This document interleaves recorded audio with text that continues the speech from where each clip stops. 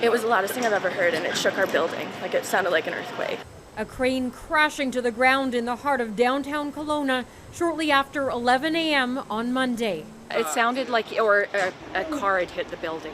And I felt this jolt, both on the floor and on my back.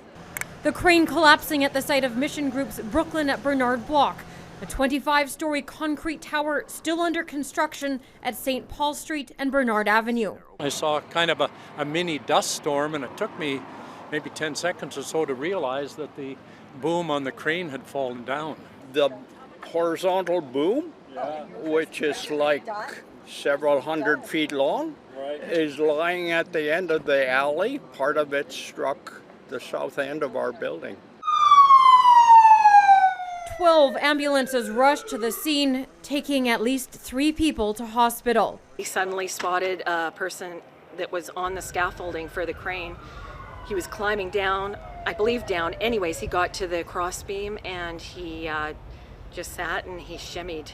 And I saw a man crawling off the crane, and he got to safety. He was hanging off of it pretty much almost, and it was terrifying. Others didn't survive. Officials confirming multiple fatalities and say at least one person who is not a worker is still unaccounted for. We're releasing limited information right now, in part because we want to be able to notify the next of kin. Not all persons have been properly identified. Hundreds of people immediately evacuated from nearby homes and businesses as officials set up emergency support services at the Salvation Army.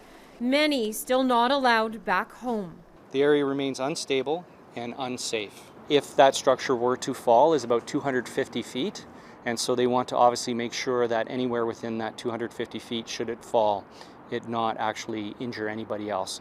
The city of Kelowna declaring a local state of emergency in response to the ongoing threat to people and property caused by the crane collapse.